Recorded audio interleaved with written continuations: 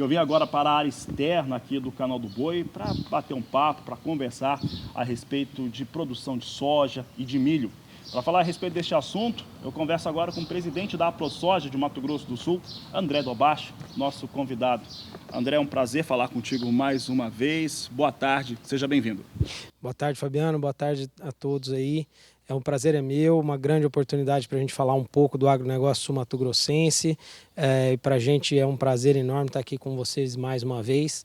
Estamos à disposição aí. Tá certo, André. André, vamos falar um pouco, então, começar falando a respeito dessa safra que está para acontecer. Já está liberado o plantio, a semeadura. Entretanto, ainda não temos as condições mais adequadas para fazer esse cultivo. É o caso do Mato Grosso do Sul, que apesar de ter algumas chuvas esporádicas, ainda não tivemos aquela chuva agrícola para garantir. Como é que está a situação no campo hoje para esses produtores? Essa pergunta sempre vem aí quando a gente começa a atrasar a semeadura, né? A partir de 15 de setembro acaba o vazio sanitário, um período muito importante aí para controle da doença da ferrugem asiática, principalmente, né?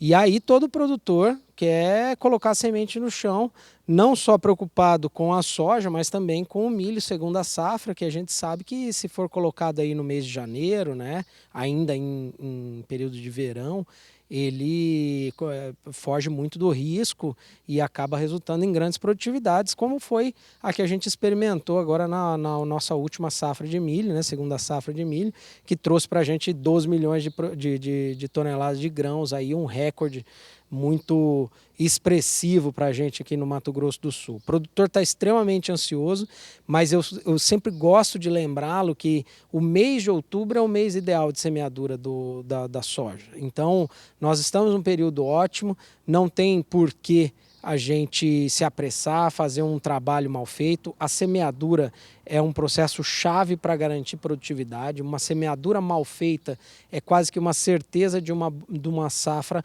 mal colhida. Então o produtor não pode se apavorar. Nós estamos ainda aí nos primeiros 5 dias de outubro. A maioria das variedades estão na sua melhor época de semeadura. Então agora é focar, rezar para vir essas primeiras chuvas de outubro e colocar a semente da melhor forma possível. Uma semeadura em momento inadequado, ou como alguns dizem, né, semear no pó, pode representar um prejuízo muito forte, ou da produtividade e, consequentemente, produção, ou de ter que fazer replantio, como já aconteceu historicamente, André. Exatamente, a gente tem aí algumas situações bastante importantes. A semente ela precisa de umidade para germinar, isso todo produtor sabe, né?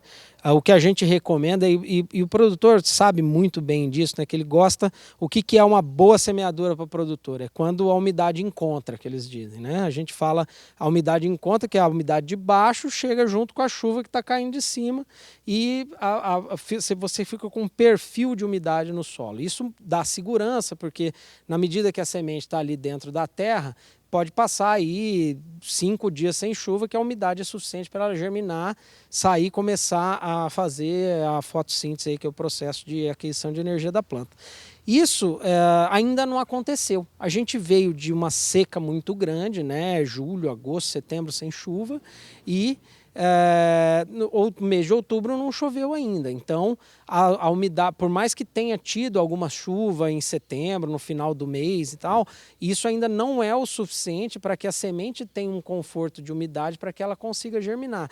Então o risco ainda está muito grande. Quando o produtor faz uma semeadura no pó, ele coloca a semente numa condição, ela não tem umidade, então não estimula o processo de germinação.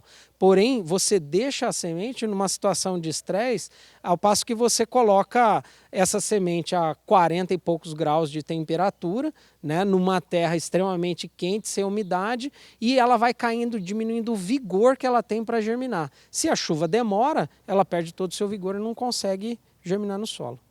Nós temos prejuízo. André, falando um pouco a respeito dessa campanha 19-20 em relação aos resultados que já começam de certo modo a acontecer. Produtores têm comercializado a safra, podemos até dizer que temos um momento em que tem a apresentação de boas janelas de negociação. Como é que o produtor, o sojicultor do Mato Grosso do Sul tem aproveitado esses momentos? E aí a gente pode falar tanto para a soja quanto para milho. Exatamente. O produtor ele precisa sempre ter consciência que nunca vai existir aquele preço, o melhor preço do mundo. Então sempre tem o preço que cobre seus custos mais a sua margem de rentabilidade. Sempre que esse valor chegar e bater essa meta de custo mais margem, é a hora que o produtor tem que vender a sua produção. Quer seja milho, soja ou qualquer outro produto agropecuário. Então, por isso é muito importante que o produtor saiba quanto custa a sua lavoura e quanto ele precisa de rentabilidade para se manter no negócio, né? A gente realmente tem experimentado bons preços. O câmbio está favorável aí para a venda de produto. Essa instabilidade das negociações entre China e Estados Unidos também tem provocado grandes oscilações, e a gente sabe, né, Fabiano, um mercado com grandes oscilações, tanto para baixo quanto para cima, é a hora de você tomar muito cuidado, porque você pode explorar boas oportunidades, mas também pode ser pego aí na contramão com preços mais achatados. Então, o que a gente sempre recomenda? Nunca deixe para a última hora para fazer a comercialização. A gente tem que ter esse conforto de ir comercializando ao longo de todo o período para que você consiga arcar com as suas responsabilidades sem ter que vender para pagar a conta logo no outro dia, você entendeu?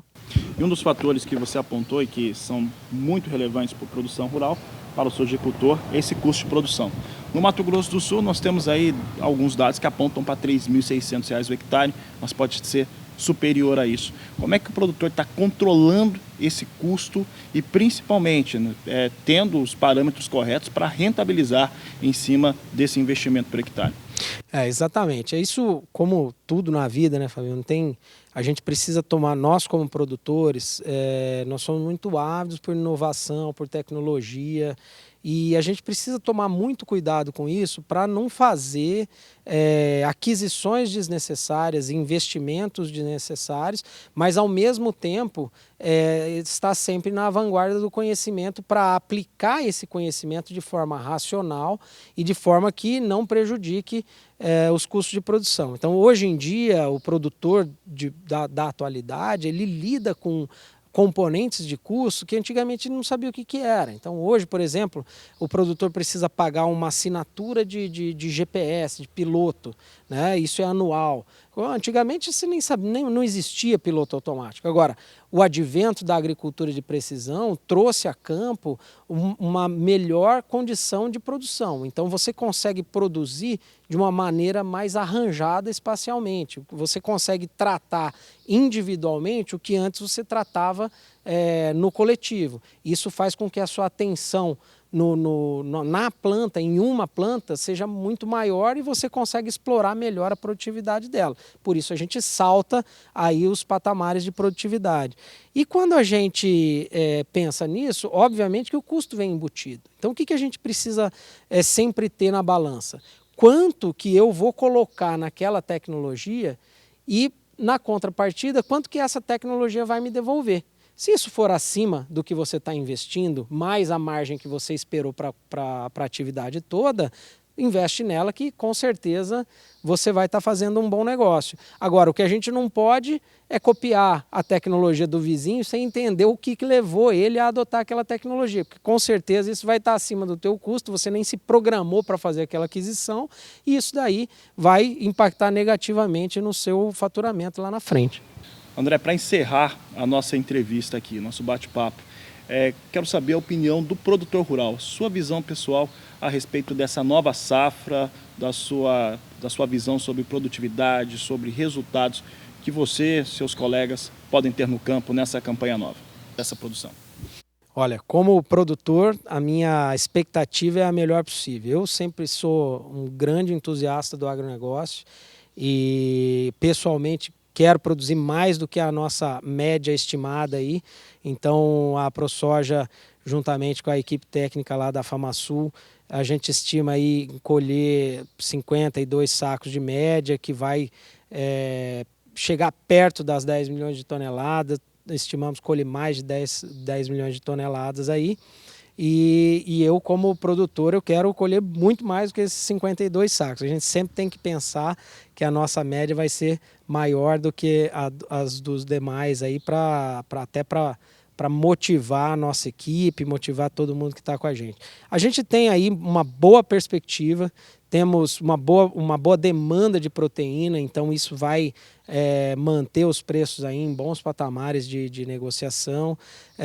Temos uma previsão meteorológica que está atrasada, mas tem uma tendência de estabilidade, então não temos aí previsões de grandes intercorrências no clima ao longo da safra, o que faz a gente ficar muito otimista. Então, bons preços de comercialização, explorar nichos de mercado aí, né, quando a gente tiver bons preços de comercialização, fazer essa comercialização antecipada e com um clima adequado, aliando isso a uma boa tecnologia a campo, atenção nas operações básicas, capricho, né, colocar amor dentro do que a gente faz, eu acredito que a gente vai ter mais um recorde de safra para essa próxima safra 19/20 aí. Tá certo, André. Obrigado pela sua participação no Agricultura BR. Obrigado, o prazer foi meu. Estou à disposição sempre, Fabiano. Tá certo? Eu conversei com o André Dobache, presidente da ProSoja de Mato Grosso do Sul. Nós vamos voltar para o estúdio e a gente continua daqui a pouco com a Agricultura BR.